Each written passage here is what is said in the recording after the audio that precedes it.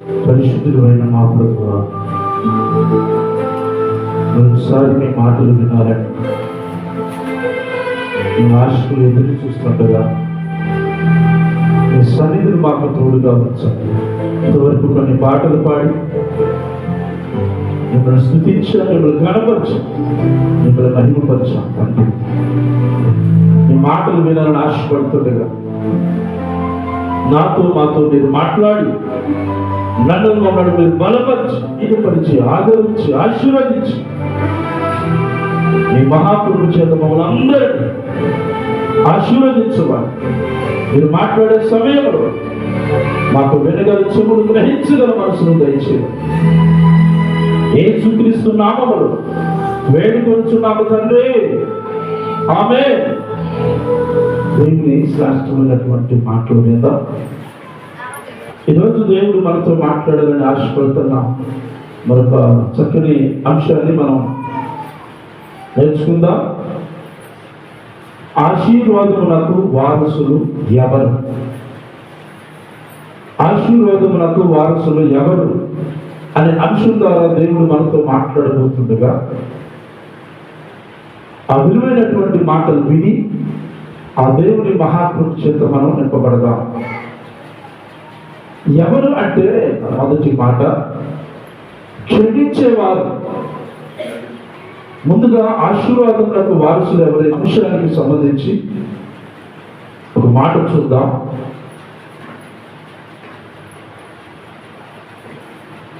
పేతురు రాసిన మొదటి పత్రిక 3వ అధ్యాయం 9వ వచనం, పేజీ నంబర్ 215, కొత్త నిబంధన. పేతురు రాసిన మొదటి పత్రిక 3వ అధ్యాయం 9వ వచనాన్ని ఆశీర్వాదముకు వారసులగుటకు మీరు పిలువబడితిరి గనుక కీడుకు ప్రతి కీడునైనను దూషణకు ప్రతి దూషణనైనను చేయక దీవించుడి. పేతురు భక్తుడు సంఘానికి ఉత్తరం రాస్తూ ఆశీర్వాదమునకు వారసులుగా మీరు పిలువబడ్డారు. వారసులని ఎవరిని అంటారు చెప్పండి? కడుపును పుట్టిన వారు వారసులు అవుతారు. లేకపోతే ఒకవేళ దత్తత తీసుకున్నా కూడా వారసులు అవుతారు. ఆ వారసులుగా దేవుడట పిలిచాడని చెప్పి ఆనాడు పేతురు ఆ సంఘానికి ఉత్తరం రాస్తున్నాడు. ఇంతకీ దేనికి వారసులట? ఆశీర్వాదములకు వారసులుగా పిలువబడ్డారు. ఈ పిలువబడినటువంటి వారు ఏం చెయ్యాలి, ఏమి చేయకూడదు అక్కడే మాట్లాడుతున్నాడు. ఏమి చెయ్యాలో ఏమి చెయ్యకూడదు కూడా స్పష్టంగా చెప్తున్నాడు.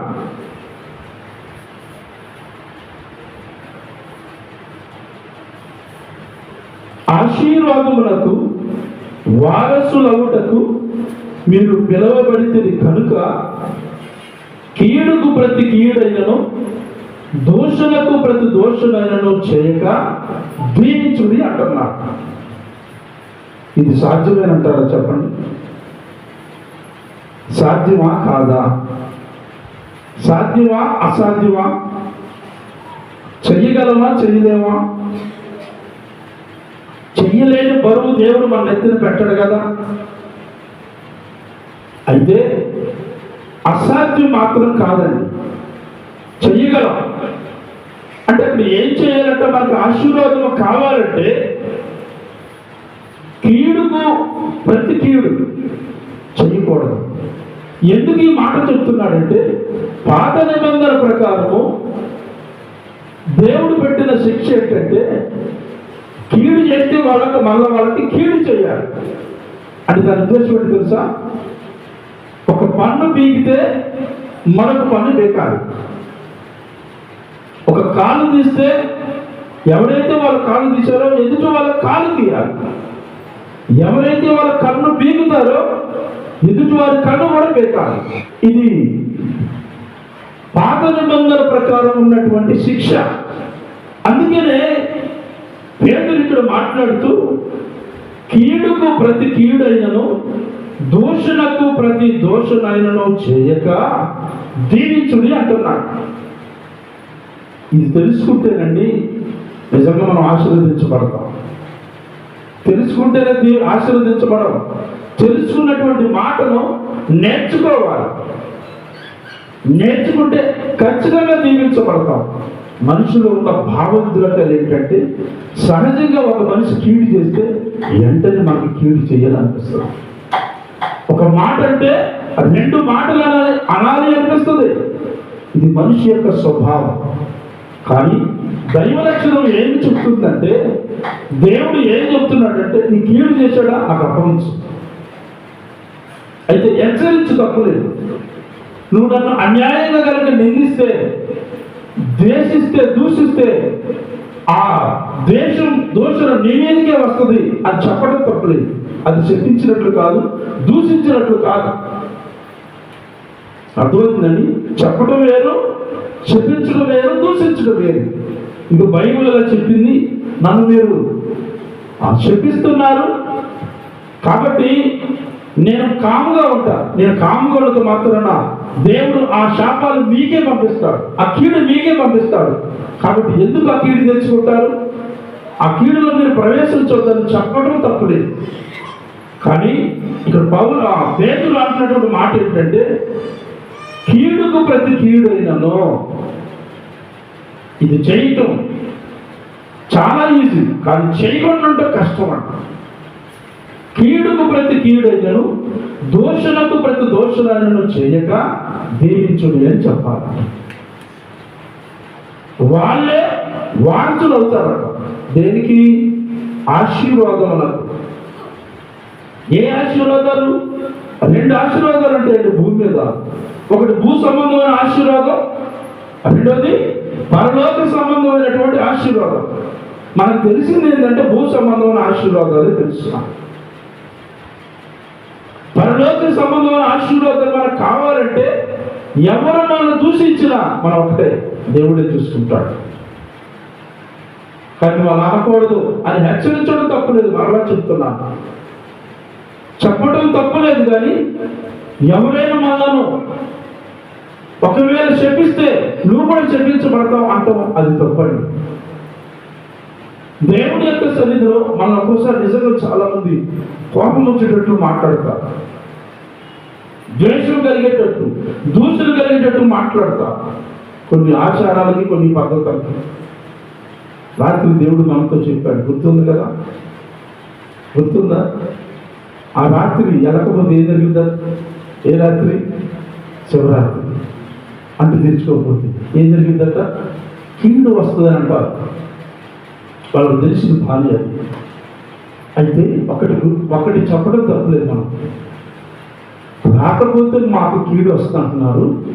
మేము దేవుణ్ణి తెలుసుకున్న తర్వాత, దేవుడి మందిరానికి వెళ్ళిన తర్వాత, మాకు ఇష్టం లేకుండా మీరు మమ్మల్ని బలవంతంగా తీసుకెళ్తే మీకు కూడా కీడు వస్తుంది.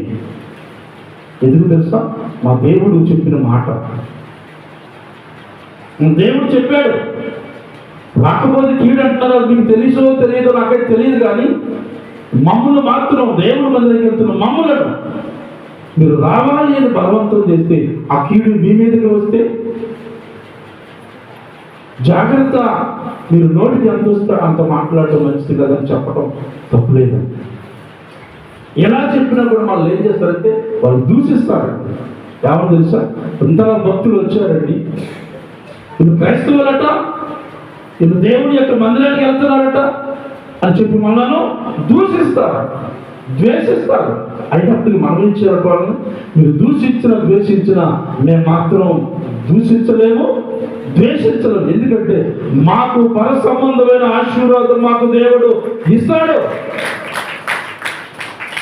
అని మనం చెప్పాలి. చెప్పి ఏం చేయాలంటే, ఇదిగో మొదటిగా క్షమించాలి. చూద్దాం ఆ మాట కూడా పరిశుద్ధ గ్రంథం నుంచి.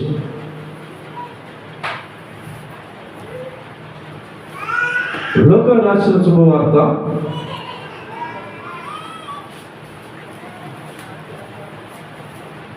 6వ అధ్యాయం 38వ వచనం. ఇక్కడ మరొక మాట రాసుకోండి. క్షమించాలి అన్న కాడ ఆశీర్వాదపు తలుపులు తీయాలి. ఆశీర్వాదపు తలుపులు తీయాలి. ఇప్పుడు చదవండి లోకా శుభవార్త 6:38. క్షమించుడి, అప్పుడు మీరు క్షమించబడును. ఇయ్యుడి, అప్పుడు మీకు ఇయ్యబడును. మొత్తం ఆ మాట అణచి కుదిరించి దిగజారినట్లు నిండు కొలతలతో మనుష్యులు మీ ఒడిలో కొలుతురు. మీరు ఏ కొలతలతో కొలుతురో ఆ కొలతలతోనే మీకు మరలా కొలవబడనని చెప్పాను. చాలండి. ఇక్కడ ఏమంటున్నాడు దేవుడు? క్షమించుడి, అప్పుడు మీరు క్షమించబడుదురు అంటున్నాడు. క్షమించుడి, అప్పుడు మీరు క్షమించబడుదురు అంటూ అణచి కుదించి దిగజారునట్లు నిండు కొలతను మనుషులు మీ ఒడిలో కొలుతురు. మీరు ఏ కొలతతో కొలుతురో ఆ కొలతతోనే మీరు మరణ కొలవబడునని చెప్పాడట దేవుడు. క్షమించాలి అనే మాట అక్కడ రాస్తున్నారు. దేనికి? ఆశీర్వాదములకు మన వారసులుగా కావాలి అంటే, మారాలి అంటే ఏం చేయాలట? క్షమించాలి. క్షమించడం అంటే ఏంటి? ఇక్కడ ఇది ఒక పెద్ద సమస్య. క్షమించమని అడిగితేనే దేవుడు క్షమిస్తాడా? లేకపోతే మౌనంగా ఉంటే కూడా దేవుడు క్షమిస్తాడా? దేవుడి యొక్క సన్నిధిలో దేవుడు చెప్పే అద్భుతమైనటువంటి మాట క్షమించుడి అంటున్నాడు. ఇప్పుడు క్షమించాలంటే నేను ఒకవేళ ఏదైనా మీ పట్ల తప్పు చేశాను అనుకోండి, నేను వచ్చి ఏమనాలి? నన్ను క్షమించండి అని అడగాలి కదా. అడిగితేనే మీరు క్షమిస్తారు. అడగకపోతే క్షమించరా? క్షమించరు. దేవుడు కూడా అంతేనండి. దేవుడి దగ్గరికి మనం వెళ్ళి, ప్రభువా నేను తెలుసో లేక తెలియక తప్పు చేశాను, నన్ను క్షమించండి అని అడిగితే ఆయన క్షమిస్తాడట. లేకపోతే క్షమించడా? ఖచ్చితంగా క్షమించడు. మనం పశ్చాత్తాపడితేనే దేవుడు క్షమిస్తాడు. యోనా గ్రంథం 3:5-కొన్ని చదువుదాం. నినేవే పట్టణపు వారు దేవుని యందు విశ్వాసం ఉంచి ఉపవాస దినమున చాటించి గనులేమి అల్పులేమి అందరూ గోనెపట్ట కట్టుకునిది. ఆ సంగతి నినేవే రాజునకు వినపడినప్పుడు అతడును తన సింహాసనం మీద నుండి దిగి తన రాజవస్త్రమును తీసివేసి గోనెపట్ట కట్టుకుని బూడిదలో కూర్చుండును. మరియు రాజైన తానును ఆయన మంత్రులకు ఆజ్ఞ ఇయ్యగా, ఒకవేళ దేవుడు మనస్సు తిప్పుకొని పశ్చాత్తపడే మనలను లయము కాకుండా తన కోపాగ్ని చల్లార్చుకొను గనుక మనుష్యులు ఏది పుచ్చుకొనకూడదు. పశువులు గాని ఎద్దులు గాని గొర్రెలు గాని మేత వేయకూడదు, నీళ్లు త్రాగకూడదు. మనుష్యులందరూ తన దుర్మార్గములను విడిచి తాము చేయి బలత్కారమును మానివేయవలను. మనుష్యులేమి పశువులేమి సమస్తమును గోనపట్ట కట్టుకొనవలను. జనులు మనఃపూర్వకముగా దేవుని వేడుకొనవలెనని దూతలు నివేవే పట్టణంలో చాటించి ప్రకటన చేసిరి. ఆ నివేవే వారు తమ చెడు నడతలను మానుకొనగా వారు చేయించిన క్రియలను దేవుడు చూచి పశ్చాత్తాపుడై వారికి చేయునని తన మాట ఇచ్చిన కీడు చేయక మానెను. వాళ్ళు పశ్చాత్తాపడ్డారటండి. ఎవరు? నినివే ప్రజలు. ప్రభు దగ్గరకు వచ్చి, అయ్యా మమ్మల్ని క్షమించండి, మీకు విరోధముగా పాపము చేసి మమ్మల్ని క్షమించండి అని వాళ్ళు కన్నీరు కార్చారు. కన్నీరు కారిస్తే ఆ 4వ అధ్యాయంలో రాసిన మాట ఏంటంటే, వాళ్ళు పశ్చాత్తాపడటం దేవుడు చూసి దేవుడు కూడా పశ్చాత్తాపడ్డాడట. 4వ అధ్యాయం 1వ వచనం అంటారు. ఆ మాట కూడా చదవండి.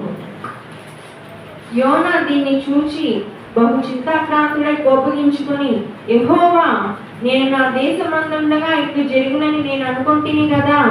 అందువలననే నీవు కటాక్షమును జాలియు బహుశాంతమును అత్యంత కృపగల దేవుడివై ఉండి పశ్చాత్తాపడి కీడు చేయక మానదమని నేను తెలుసుకొని దానికి ముందుగానే తర్షీనకు పారిపోతిని. యోనాకు ముందుగానే తెలుసట, దేవుడు తన ప్రజలు పశ్చాత్తాపడుతుండ ఆయన చూస్తూ ఉండలేడు. అంటే ఒక మనిషి పశ్చాత్తాపడుతుంటే దేవుడు అంటే చూస్తూ ఊరుకోలేడు. మనమైతే ఆమె తెలుసా, చాలాసార్లే దొంగేడుకులు ఎడుతున్నావు, చేసినంత చేసి ఏం అడిగినట్టు ఏం మాట్లాడుతున్నావు, ఇది చాలే అని అంటారు. కానీ దేవుడు ఏంటంటే మన పశ్చాత్తాప హృదయాన్ని చూసి ఆయన క్షమించే దేవుడు. ఆయన క్షమించి ఆయన ఆశీర్వాదాలు అనుగ్రహిస్తున్నట్టు. మన పశ్చాత్తాపడకపోతే దేవుడు క్షమించడు. మరి మన పాపాలు క్షమించబడాలంటే మనం ఖచ్చితంగా పశ్చాత్తాపడాలి. అది ఎవరైనా కావచ్చు, నేను కావచ్చు, మీరు కావచ్చు, లేక లోకంలో ఉన్న ప్రజలు ఎవరైనా కావచ్చు. చేసినటువంటి పొరపాట్లు, లోపాలు, పాపాలు ప్రభు దగ్గర ఒప్పుకుంటే ఆయన ఏం చేస్తాడంటే క్షమిస్తాడట. మళ్ళా వద్దాం లోక శుభవార్త 6వ అధ్యాయం 38వ వచనం. లోక శుభవార్త 6వ అధ్యాయం 38వ వచనం చదువు. క్షమించుడి, అప్పుడు మీరు క్షమించబడుదురు. ఇయ్యుడి, అప్పుడు మీకు ఇయ్యబడును. అణచి కుదిలించి దిగజారునట్లు నిన్ను కొలత మనుష్యులు మీ ఒడిలో కొలుతురు. మీరు ఏ కొలతతో కొలుతురో ఆ కొలతతోనే మీకు మరలా కొలవబడునని చెప్పాను. ఇక్కడ దేవుడు చెప్పే మరొక విలువైనటువంటి మాట క్షమించుడి అంటున్నాడు. క్రైస్తవ జీవితానికి మూలం ఏంటంటే క్షమాపణ. ఎన్నిసార్లు క్షమించాలట? శిష్యులకు ఒక డౌట్ వచ్చింది. యేసుప్రభువు వారి శిష్యులకు ఒక డౌట్ వచ్చింది. ఎన్నిసార్లు క్షమించాలట? వాళ్ళకి వచ్చిన డౌట్ ఏంటంటే, ప్రభువా, నా సహోదరుడు నా ఎడల తప్పు చేస్తే ఎన్నిసార్లు క్షమించాలి అని అందరితో ఆజ్ఞ పోయేది. ఆకుండా 7 సార్లు అంటారు. అంటే వాళ్ళ మనసులో ఒక గిరగీసుకున్నారు. 7 సార్ల తర్వాత 8వ సార్లు నేను క్షమించను అన్నట్టుగా 7 సార్లు అని అడిగితే అక్కడ యేసుప్రభువు చెప్పే మాట ఏంటంటే 7 సార్లు మాత్రమే కాదు, 70 ఏండ్ల వరకు నీవు క్షమించేవాడిగా మారాలి అని చెప్పారట. అంటే దాని ఉద్దేశం ఏంటి? జీవితాంతం దేవుడు మనను క్షమిస్తూనే ఉంటాడు. మనం అయితే క్షమించదు, కానీ ఎదుటి వాళ్ళు మాత్రం మనం క్షమించాలండి. ఇది ఎక్కడ మాయరోగం మనకి చెప్పండి? మాయరోగమా కాదా? మనమైతే క్షమించాం. దగ్గరికి వచ్చి తప్పైందని ఒప్పుకుంటే ఖచ్చితంగా క్షమించాలి. దగ్గరికి రాకుండా ఒప్పుకోకపోతే క్షమించవలసిన అవసరం లేదని బైబిలే చెబుతుంది. అయితే తప్పైందని దగ్గరకు వచ్చి ఒప్పుడు ఖచ్చితంగా క్షమించాలట. నువ్వు క్షమించకపోతే నీ దేవుడు నిన్ను క్షమించడు. అక్కడ ఇంకొక మాట చెప్తున్నాడు. ఒకటి క్షమాపణ, రెండోది ఇచ్చే విషయం చెప్తున్నాడు. ఎలా ఇయ్యాలట దేవుడికి ఇచ్చే విషయంలో? అక్కడ రాశాడు కదా,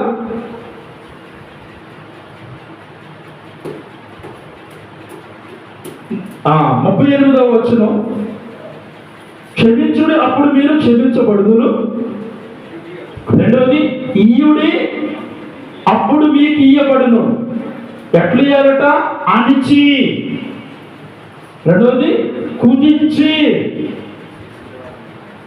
మూడోది దిగజారునట్లు. నాలుగోది నిండు కొలతతో. ఒకటి అణిచి, కుదించి, దిగజారునట్లు, నిండు కొలతతో. అంటే నిండుగా ఇవ్వాలట దేవుడికి. ఎట్లా ఇస్తున్నాం మనం దేవుడికి ఇచ్చే విషయంలో? అణిచిస్తున్నావా? ఇది దేని గురించి, దేనికి సంబంధించింది? దేనికి సంబంధించింది తెలిసింది? ధాన్యానికి సంబంధించింది అనుకుందాం. అదే ఖచ్చితంగా అణచటం అంటే. ఎప్పుడైనా ఒడ్లు పట్టేటప్పుడు బస్తాన్ని బాగా కిందకి పైకి ఊపుతారు. ఎందుకు? లోపల గ్యాప్ లేకుండా లోపలికి ఆ ఒడ్లు వెళ్ళాలని. లోపలికి వెళ్తేనే అది అంచి కుదించటం. అలా నిండు కొలతతో ఇస్తే మన దేవుడు ఏం చేస్తాడంటే దానికి బదులు రెట్టింపు నిండు కొలతతో ఆయన మనకు అనుగ్రహిస్తాడు. ఇంత మనం ఎట్లా ఇస్తున్నామో దేవుడు మాకు ఇచ్చినటువంటి దానిలో నుంచి పైకి ఇస్తున్నావా, అణిచి కుదించిస్తున్నావా? లేక పైకి ఇస్తే మనపడి దేవుడు పైగానే ఇస్తాడు. అది దాని ఉద్దేశం ఏంటి? పైకి అంటే ఏంటి, కుదించడం అంటే ఏంటి, అణిచివ్వడం అంటే ఏంటి, ఇది మనకు తెలియాలి. చాలాసార్లు మనం ఏం చేస్తామంటే కొన్నింటిలోనే తీస్తామండి దేవుడికి ఇచ్చేది. నీకు వచ్చే ప్రతి దానిలో నుంచి తీయాలంట దేవునికి, అది మనం తెలుసుకోవాలి. పుదీనా, సదాప, ప్రతి కూరాకులు అన్నింటిలో మీ ఇంట్లో ఒక కోడి ఉంటే ఆ కోడిలో నుంచి పెట్టిన గుడ్డు మొదటగా దేవునికి ఇవ్వాలి. మీ ఇంట్లో ఒక కూరాకు వేసుకుంటే దాని నుంచి వచ్చేది ప్రథమముగా దేవునికి ఇవ్వాలి. నీకు వచ్చేటువంటి బలిలో నుంచి ప్రథమముగా దేవునికి ఇవ్వాలి. నీకు వచ్చేటువంటి దశమ భాగం నుంచి దేవునికి ఇవ్వాలి. ఇది కుదిర్చి ఇవ్వటం అంటే. మనం ఏం చేస్తాం? తేలికిస్తాం. దాంట్లో ఇస్తున్నాం కదా, దీంట్లో ఇవ్వదు ఏ బదులే అని చెబుతూ మనకు మనమే చేసుకుంటామట. అక్కడ దేవుడు చెప్పే మాట ఏంటంటే, దిగజారినట్లు నిండు కొలతతో మనుషులు మీ ఒడిలో కొలుతురు. మీరు ఏ కొలతతో కొలుతురో ఆ కొలతతో మీకు మరణ ఇవ్వబడును అంటున్నాడు. మనం కూడా వాళ్ళు క్షమించడం ఎట్లా క్షమించాలి? ఇష్టపూర్వకంగా క్షమించాలి. క్షమించాలి బా అది సీరియస్గా మొహం పెట్టి కోపంతో కాదండి. అలా కనుక మనం క్షమిస్తే దేవుడు కూడా మనల్ని కూడా అలా క్షమిస్తాడు. కాబట్టి దేవుడు మనల్ని పరిపూర్ణంగా క్షమించునుగాక.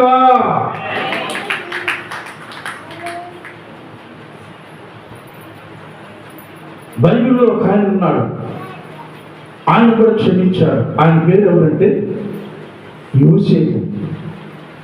యోసేపు క్షమించే తలుపులు తెరిచిన రెండో మాట.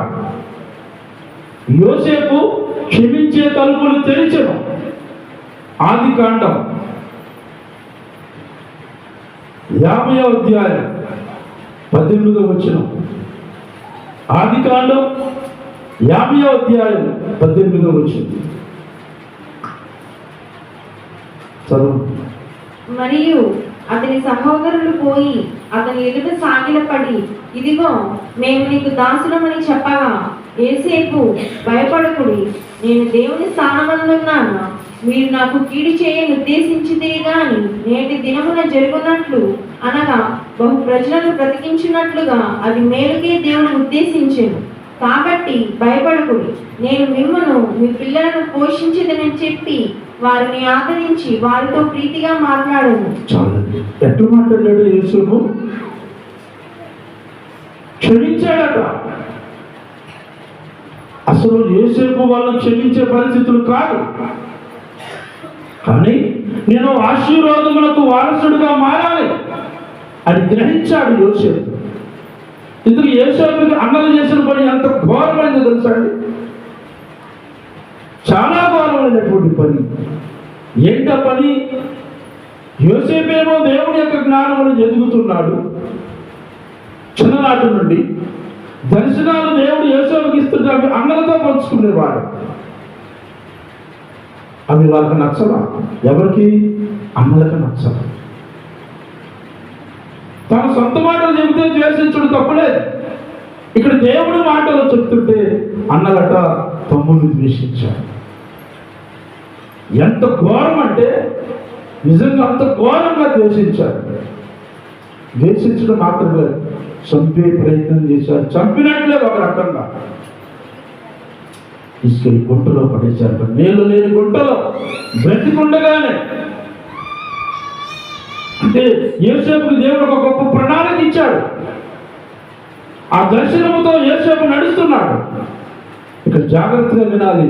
దేవుడు మీకు ఒక దర్శనం ఇచ్చిన, ఒక ప్రణాళిక ఇచ్చిన, వాటికి ముందుగా ఆటంకాలు ఉంటాయి. అయితే మనము చూడాల్సింది ఆ ఆటంకాలు కాదు, ఆ దర్శనము చేరే గమ్యం చేరేటువంటి మార్గంలో మనం పయనించాలి. అప్పుడే మనకి విజయం వస్తుంది. విజయం రాకపోతే, మనకి దేవుడు ఇచ్చిన దర్శనం నెరవేర్చబడకపోతే లోపం మంది. ఎందుకంటే యోసేపుకు దేవుడు దర్శనం ఇచ్చాడు. అందరికంటే నేను అత్యున్నతమైన స్థాయికి ఉంచుతానని చెప్పాడు. దాన్ని యోసేపు నమ్మాడు. ఎందుకు మనం నమ్మగలుగుతున్నామా? దేవుడు మనలను ఆశీర్వాదానికి వారసులుగా మారుస్తాడని నమ్మితే నిజంగా ఆయన్ని ఘనపరచకుండా మనం ఉండలేము.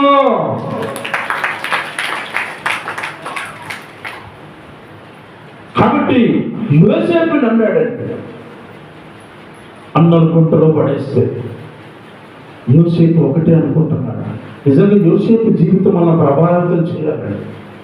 ఎవరు మనల్ని ద్వేషించినా దూషించినా ఒకటి మాత్రం గ్రహించాలి, వీళ్ళు నన్ను ద్వేషించవచ్చు, వీళ్ళు నన్ను దూషించవచ్చు, కానీ నా దేవుడు నన్ను ద్వేషించుడు దూషించుడు, ఆ నిత్యము నాతోనే ఉంటాడు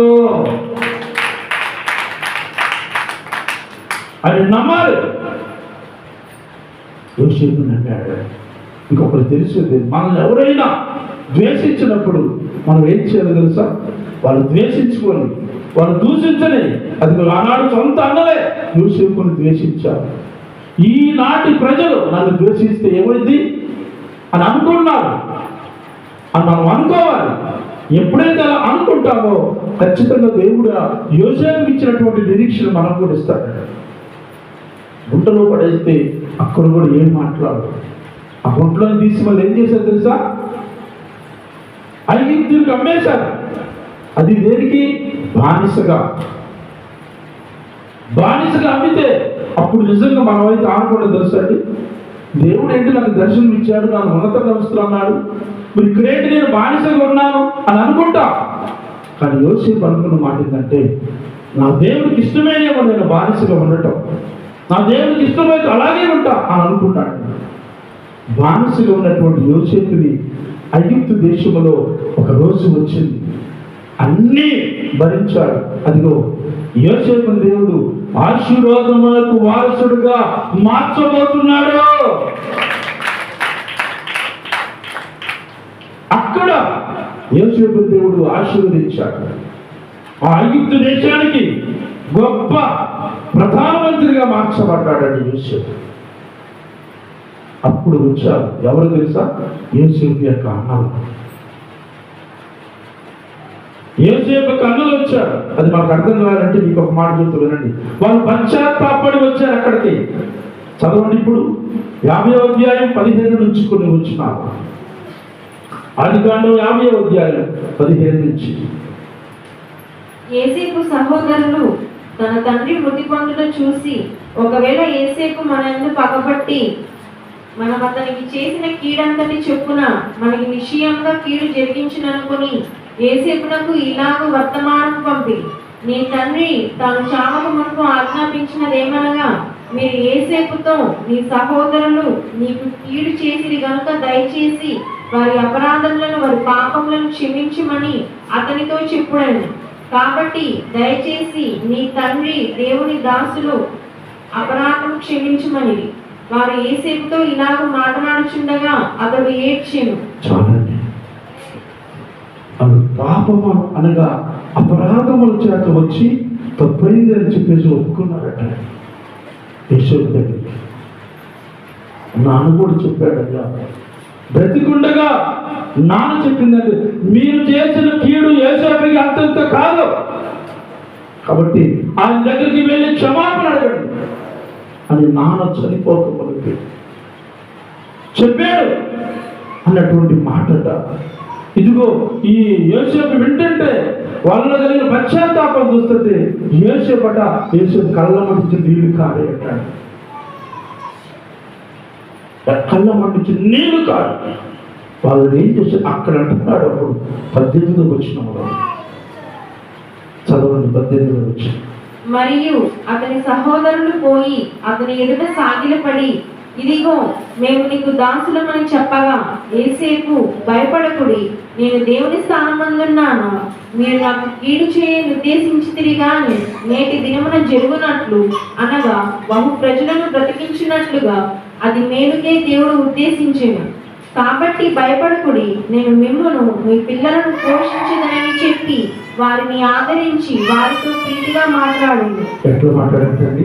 ప్రీతిగా మాట్లాడాడట. రెండోది ఆదరించాడు. వాళ్ళు మొదటిగా ఆదరించి వాళ్ళతో ప్రీతిగా అనగా ప్రేమతో మాట్లాడి దగ్గర తీసుకున్నాడు.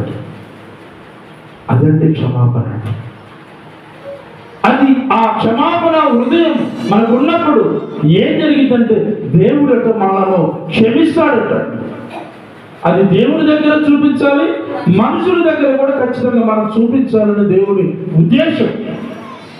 వారే ఏం చేస్తారంటే ఆశీర్వాదములకు వారసులుగా మార్చబడతారు. మనము ఆ ఆశీర్వాదముల చేత మార్చబడదుము గాక.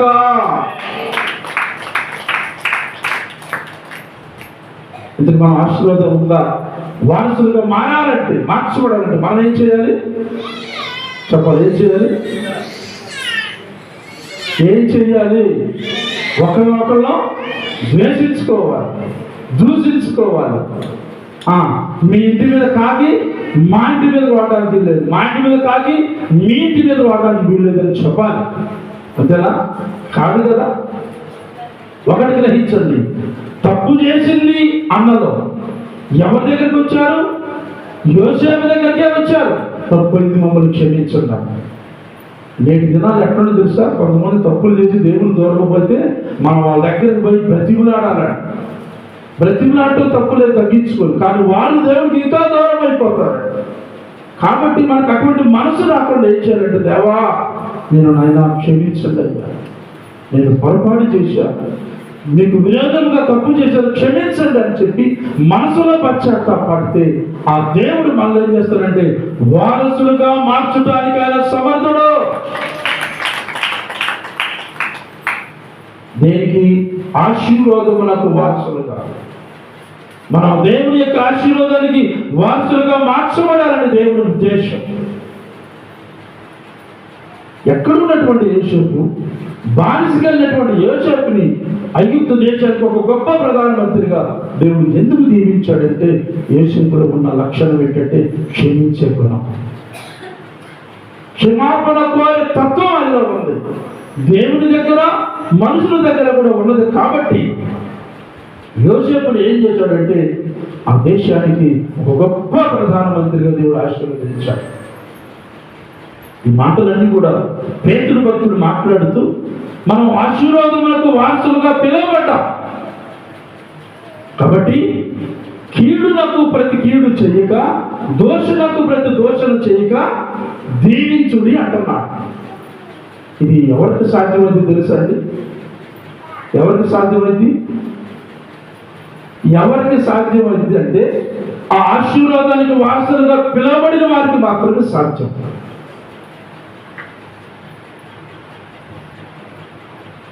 కాబట్టి దేవుని యొక్క సన్నిధిలో దేవుడు ఇచ్చేటువంటి ఆశీర్వాదానికి వారసులుగా మనం మార్చబడాలంటే దానికి ఒకటే కారణం, క్షమించుడి మీరు క్షమించబడతారు అనేటువంటి మాటలు. ఆ మాటలు మన జీవితాలకు దేవుడు మేలుకరంగా మార్చి మనందరి హృదయాలలో దేవుడి కార్యములు నెరవేర్చును గాక. ఆయన కుమారులుగా, ఆయన కుమార్తెలుగా దేవుడు మనల్ని వారసులుగా మార్చును గాక. దేవుని యొక్క సన్నిధిలో దేవుడు మనకు సెలవిచ్చినటువంటి చక్కని మాటలు మనమందరం కూడా దేవుని ఆశీర్వాదములకు వారసులుగా పిలువబడ్డాం. కానీ నిలుస్తున్నామా? పిలువబడటం మంచిదే. పిలువబడినటువంటి మనలను ఆ వారసులుగా నిలబడాలని, ఆశీర్వాదములకు వారసులుగా మనం మార్చబడాలని దేవుడు ఆశపడుతున్నాడు, దేవుడు ఆశిస్తున్నాడు. పిలువబడిన వారు అనేకులు, కానీ ఏర్పరచబడిన వారు కొందరే అని దేవుడు చెప్తున్నటువంటి మాటలు. అందరూ దేవుడు ఆశీర్వాదములకు వారసుడుగా పిలిచాడు. కానీ చాలా మంది తలుపులు మూసుకొని ఉంటున్నారు. ఏ విషయాల్లో? క్షమించే విషయాల్లో. అందుకని వాళ్ళు వారసులుగా మార్చబడలేకపోతున్నారు. వాళ్ళు వారసులుగా మార్చబడలేకపోతున్నారు. ఈ సత్యం యేసు గ్రహించాడు. క్షమించే తత్వం ఉన్నాడు. మనసులో ఎక్కడ లేదు ద్వేషం. అందుకని దేవుడు యోసేపుని అంతగా ఆశీర్వదించాడు. ఆ తలుపులు తెరిచాడు. యోసేపు క్షమించే తలుపులు తెరిచాడు. వారసుడిగా మార్చబడ్డాడు. ఒకవేళ ఇప్పుడు వరకు నీవు ద్వేషమనే తలుపులతోనే మూయబడి ఉన్నావేమో, క్షమించే తలుపులు నువ్వు తెరవాలి. ఆయన నీ హృదయంలోకి రావాలని ఆశపడుతున్నాడు. నిన్ను వారసురాలుగా మార్చాలని ఆశపడుతున్నా. నిన్ను వారసుడుగా మార్చాలని ఆశపడుతున్నా. ఏ విషయంలో నేను క్షమించలేకపోతున్నావో, ఇంకా తలుపులు మూయబడి ఉన్నాయో, ఈ రోజుతో మూయబడిన తలుపులు పటాపంచులైపోవాలి.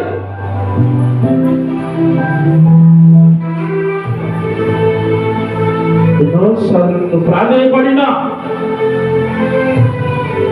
తప్పైంది క్షమించండి అని నేను ఎన్నోసార్లు ప్రాధాయపడినా, నువ్వు కఠినత్వముతో ఉన్న మాట వాస్తవం కాదా?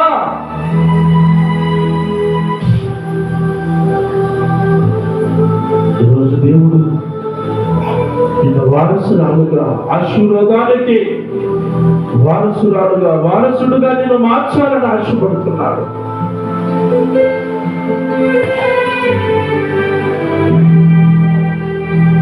ఇవాళ కుమారుడిని, ఆయన కుమార్తెవి నీవు ఆయనకి కావాలి.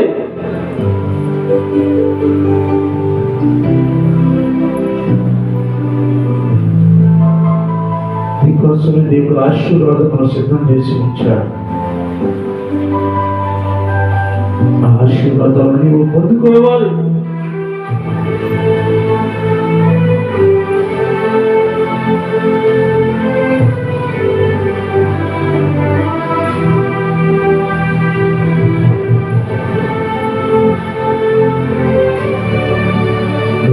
స్పందన దేవునికి కావాలి. యేసయ్యా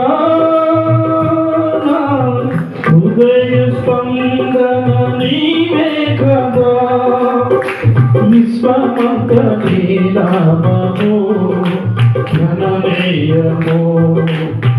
యేసయ్యా హృదయ స్పందన నీవే కదా, నీవు కనిపించని రోజుగా ఒక క్షణమొక యుగముగా మారితే.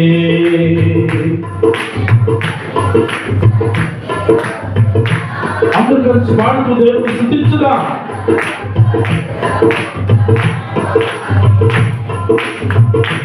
నీవు నడిపించిన రోజున యుగ యుగాల తలపు మది నిండెనే. నీవు నడిపించిన రోజున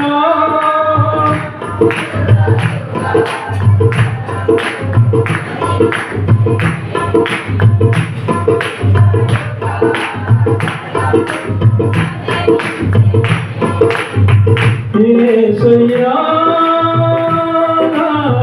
హృదయ స్పందన నీవే కదా, విశ్వమంత నీ నామము.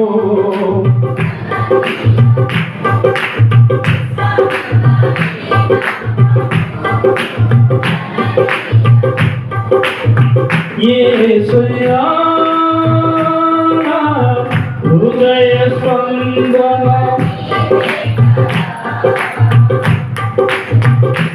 నీవు మాట్లాడని రోజున నా కనులకు నీ కరువాయనే.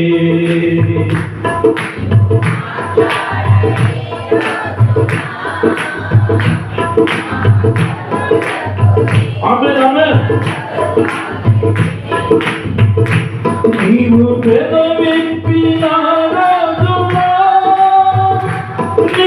సన్నిధి వాచిక బయలాయనే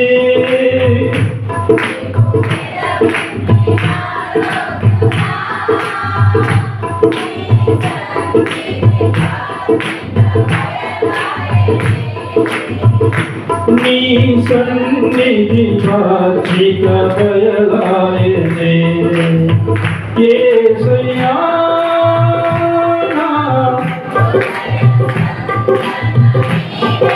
అప్పుడు తండ్రి నాయనా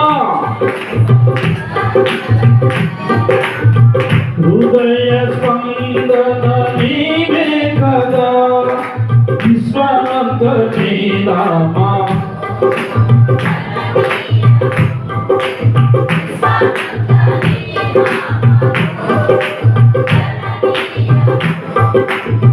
యేసయ్యా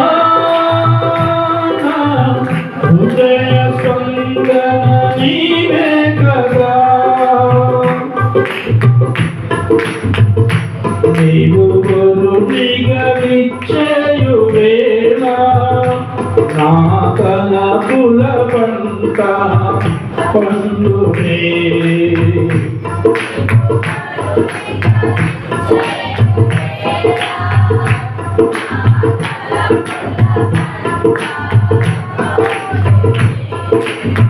వధువునై నేను నిన్ను చేరగా యుగ యుగాలు నన్నేడు పొందువని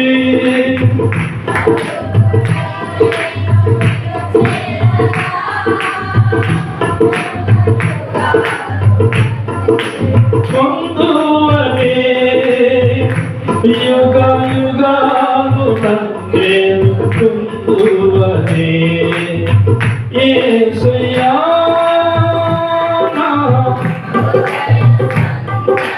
నీవే కదా విశ్వమంత నీ నామము గణనీయము విశ్వమంత నీ నామము గణనీయము యేసయ్యా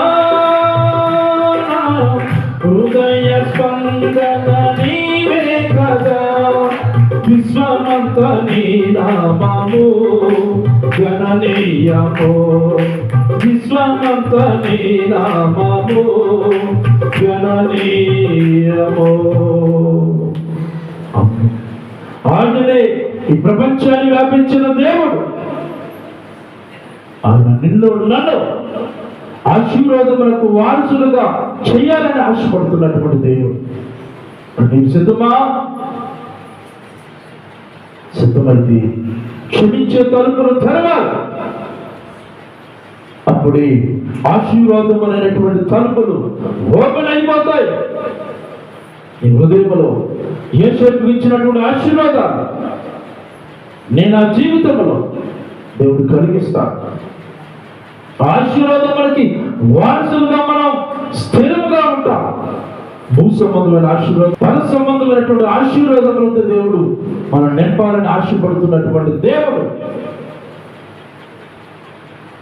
పరిశుద్ధుడైన మా ప్రభువా, ప్రేమగల తండ్రి, నీ విలువైన మాటలు మాకు బోధిస్తూ నేర్పిస్తున్న తండ్రి మీకు స్తోత్రాలు నాయన. నిజంగా మేము మీ ఆశీర్వాదములకు వారసులుగా ఉండాలని మాతో మాట్లాడి మమ్మల్ని బలపరిచి ఎన్నిక లేనటువంటి మమ్మలను ఈ ఆశీర్వాదానికి వారసులుగా మార్చబోతున్న తండ్రి మీకు స్తోత్రాలు. ఘనత మహిమ ప్రభావములు చెల్లిస్తున్నాం. ఈ మాటలు నాయన అందరూ హృదయం ఫలింపు చేసి ఇక్కడున్న మేము మాత్రమే కాక జేజీఎం సంఘ సభ్యులు ప్రతి ఒక్కరూ, ఈ గ్రామంలో ప్రతి ఒక్కరూ, దేశంలో ప్రతి ఒక్కరూ నాయన ఈ ఆశీర్వాదానికి వారసులుగా మార్చబడి ఈ లోకములో ఆశీర్వదించబడుతూ నిత్య రాజ్యమైనటువంటి ఈ పరలోకములో మేము చేర్చబడ్డానికి ఈ మాటలు మా అందరి హృదయంలో ఫలింపు చేసి దీవించి ఆశీర్వదించమని యేసుక్రీస్తు నామములో వేడుకొనుచున్నాము తండ్రి. ఆమేన్.